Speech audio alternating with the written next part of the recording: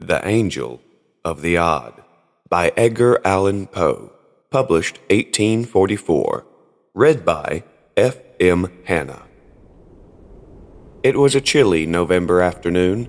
I had just consummated an unusually hearty dinner, of which the dyspeptic truffle formed not the least important item, and was sitting alone in the dining room, with my feet upon the fender and at my elbow a small table which I had rolled up to the fire, and upon which were some apologies for dessert, with some miscellaneous bottles of wine, spirit, and liqueur.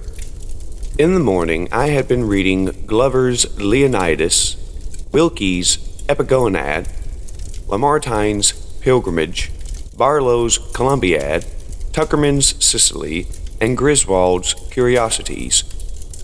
I am willing to confess, therefore, that I now felt a little stupid.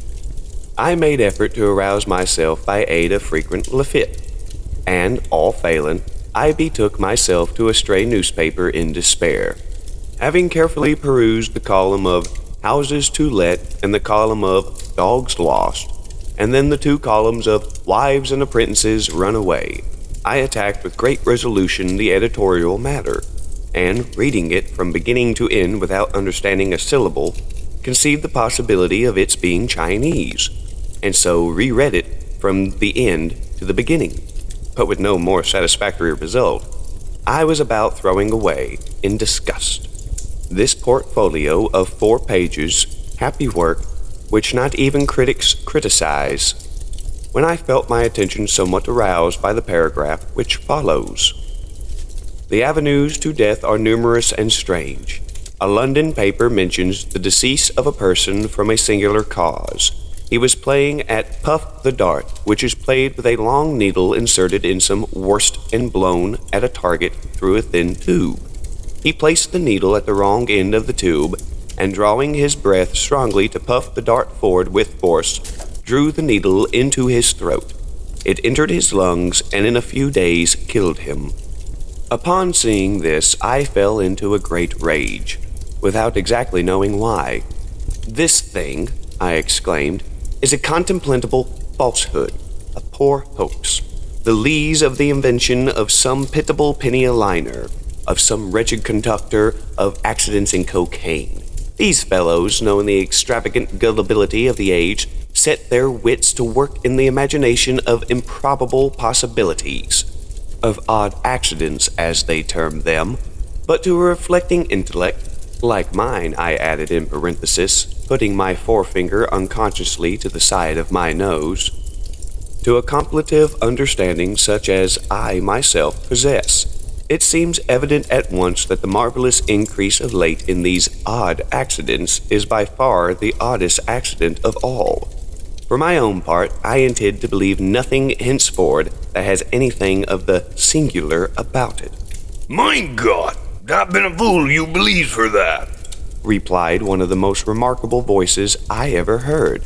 At first I took it for a rumbling in my ears, such as a man sometimes experiences when getting very drunk. But upon second thought, I considered the sound as more nearly resembling that which proceeds from an empty barrel beaten with a big stick, and in fact, this I should have concluded it to be, but for the articulation of the syllables and words. I am by no means naturally nervous, and the very few glasses of Lafitte which I had sipped served to embolden me no little, so that I felt nothing of trepidation, but merely uplifted my eyes with a leisurely movement and looked carefully around the room for the intruder. I could not, however, perceive anyone at all. Resumed the voice as I continued my survey. "You must be so drunk as the pig then, for you not see me sit here at your side." Hereupon I bethought of me looking immediately before my nose, and there, sure enough, confronting me at the table sat a personage nondescript, although not altogether indescribable. His body was a wine-pipe, or a puncheon, or something of that character, and had a truly Falstaffian air. In its nether extremity were inserted 2 kegs, which seemed to answer all the purposes of legs. For arms there dangled from the upper portion of the carcass 2 tolerably long bottles, with the necks outward for hands. all the head that I saw the monster possessed was one of those Hessen canteens, which resembled a large stuffed box with a hole in the middle of the lid. This canteen, with a funnel on its top, like a cavalier's cap slouched over the eyes, was set on edge upon the puncheon, with the hole toward myself, and through this hole, which seemed puckered up like the mouth of a very precise old maid, the creature was emitting certain rumbling and grumbling noises which he evidently intended for intelligible talk. "I say," said he, "you must be drunk as the pig, for you sit there and not see me. Sit here. And I say, too, you must be bigger fool than the goose, for you disbelieve it is the print, 'tis the truth, that it is, every word of it." "Who are you, pray?" said I, with much dignity, although somewhat puzzled. "How did you get here? And what is it you're talking about?" "As per how I come, dear," replied the figure, "that is none of your business. And as for what I be talking about what I think proper. And as for who I be, why, that is the very thing I'd come here to let you see for yourself." "You are a drunken vagabond," said I, "and I shall ring the bell and order my footman to kick you into the street." said the fellow. "That you can't do." "Can't do?" said I. "What do you mean? I can't do what?" "Ring the bell," he replied, attempting a grin with his little villainous mouth.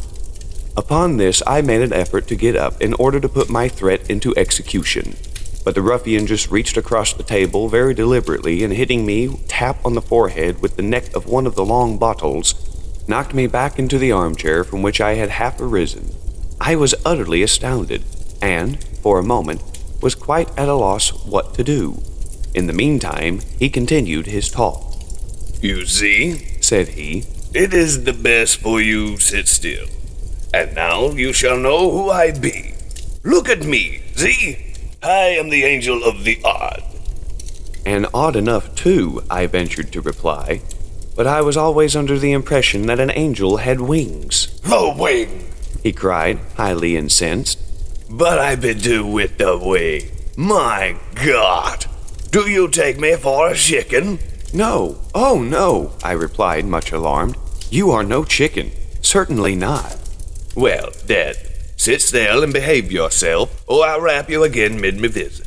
It is the chicken of the wing, and of the owl of the wing, and of the imp of the wing, and of the hedge-ruffle of the wing, and to be the angel of not the wing, I am the angel of the odd." "And your business with me at present is... "My business!" ejaculated the thing. "Why, what a low-bred puppy you must be for to ask a gentleman and an angel about his business." This language was rather more than I could bear, even from an angel. So, picking up courage, I seized a salt cellar which lay within reach, and hurled it at the head of the intruder. Either he dodged, however, or my aim was inaccurate, for all I accomplished was the demolition of the crystal which protected the dial of the clock upon the mantelpiece. As for the angel, he evinced his sense of my assault by giving me 2 or 3 hard consecutive raps upon the forehead as before. These reduced me at once to submission, and I am almost ashamed to confess that either through pain or vexation, there came a few tears into my eyes. "My God!" said the angel of the odd, apparently so softened at my distress. "My God! The man is either very drunk or very sorry. You must not think it so strong. You must put the water in the wine. Here, drink this, like a good fella, and don't you cry now. Don't." Hereupon, the angel of the odd replenished my goblet, which was about 1/3 full of port, with a colorous fluid that he poured from one of his hand bottles. I observed that these bottles had labels about their necks, and that these labels were inscribed Kirchenwasser. The considerate kindness of the angel modified me in no little measure, and, aided by the water with which he diluted my port more than once, I at length regained sufficient temper to listen to his very extraordinary discourse.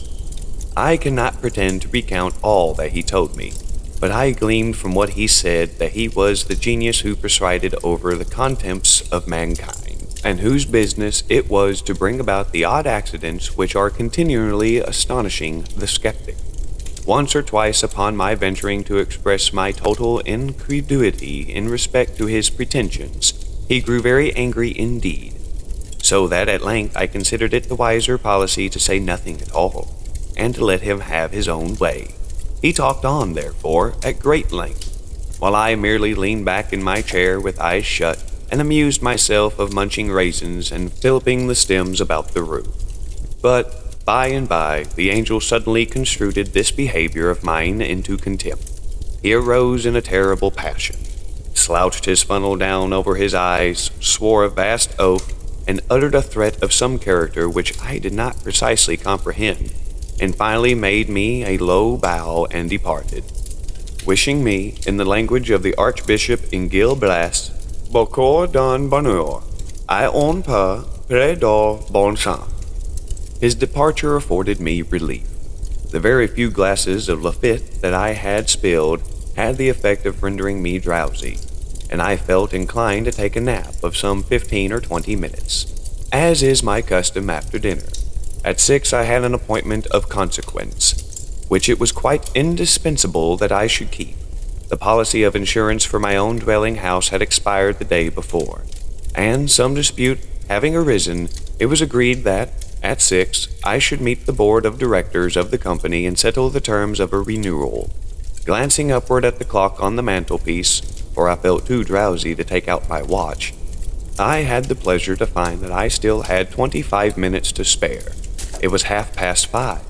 I could easily walk to the insurance office in 5 minutes, and my usual siestas had never been known to exceed 25. I felt sufficiently safe, and therefore composed myself to my slumbers forthwith.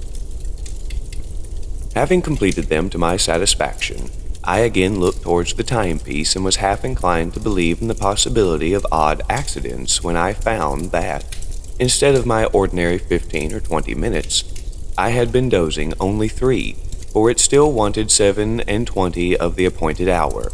I betook myself again to my nap, and at length the second time awoke, when, to my utter amazement, it still wanted 27 minutes of 6. I jumped up to examine the clock, and found that it had ceased running.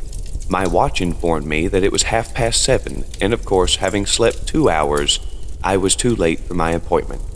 It will make no difference, I said. I can call at the office in the morning and apologize. In the meantime, what can be the matter with the clock? Upon examining it, I discovered that one of the raisin stems which I had been filliping about the room during the discourse of the Angel of the Odd had flown through the fractured crystal and lodging singularly enough in the keyhole, with an end projecting outward, had thus arrested the revolution of the minute hand. "Ah," said I see how it is.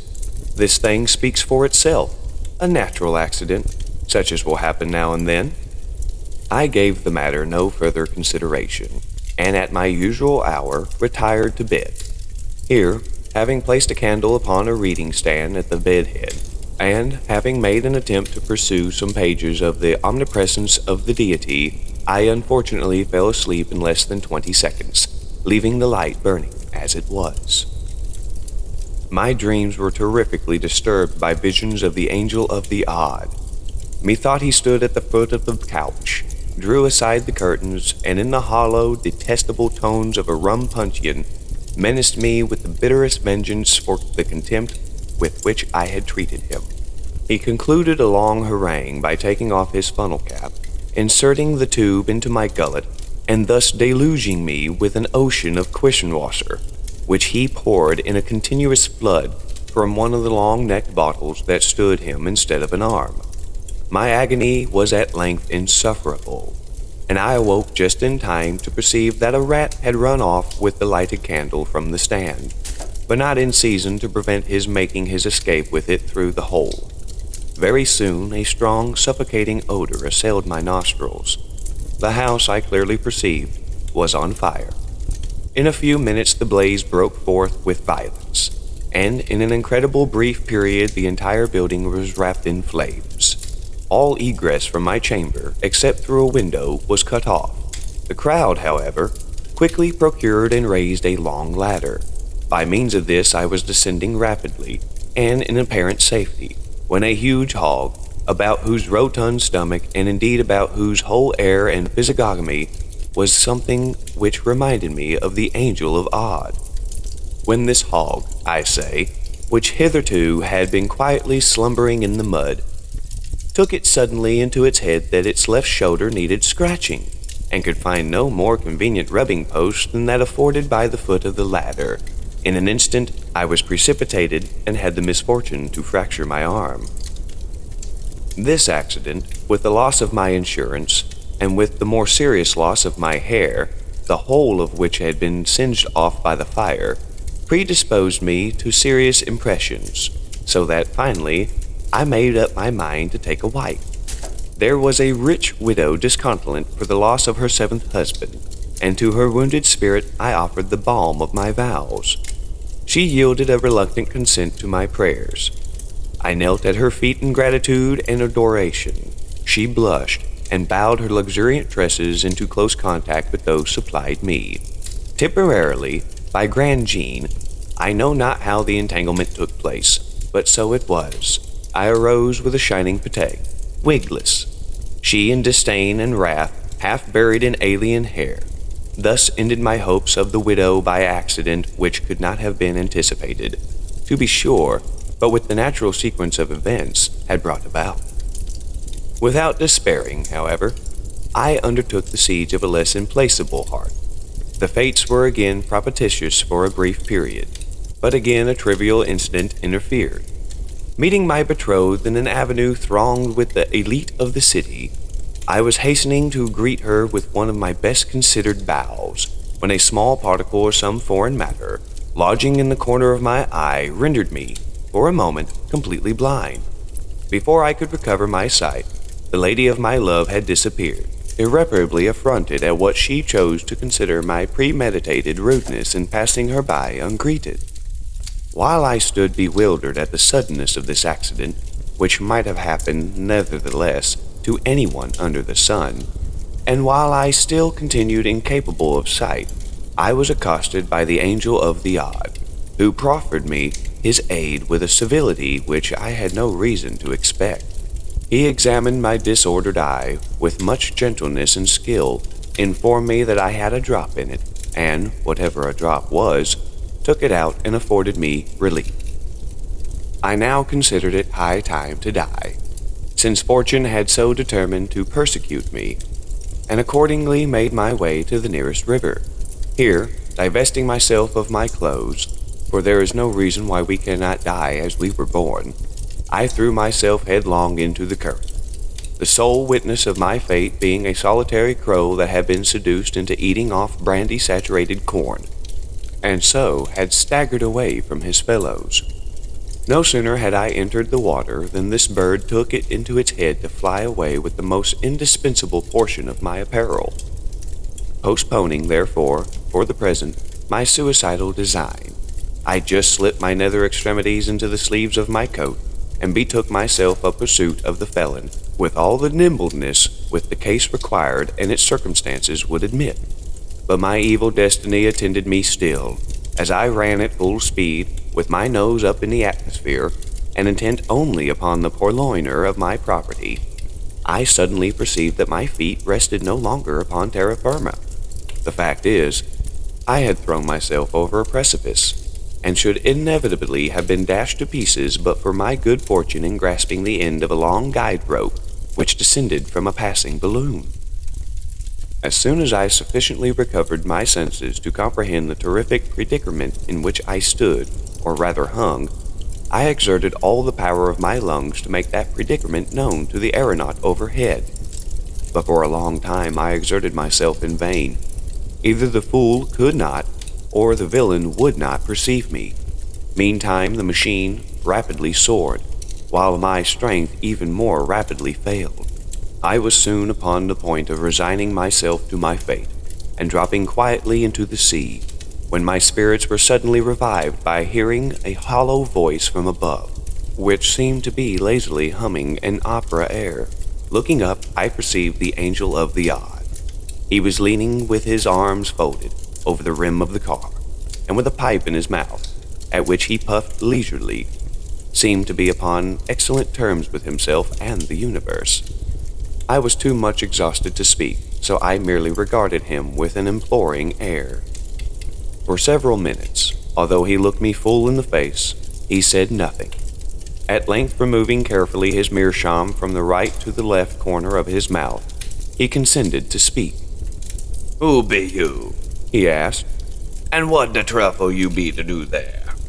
To this piece of imprudence, cruelty, and affection, I could reply only by ejaculating the monosyllable, "Help." Help, echoed the ruffian. Not I. There be the trouble. Help yourself and be damned. With these words, he let fall a heavy bottle of Kirschenwasser, which, dropping precisely upon the crown of my head, caused me to imagine that my brains were entirely knocked out.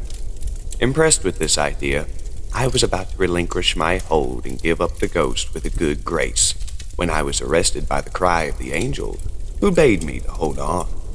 Hold on, he said. Don't be in a hurry. Don't. Will you take the other bottle, or have you gotten the sober yet and come to your senses?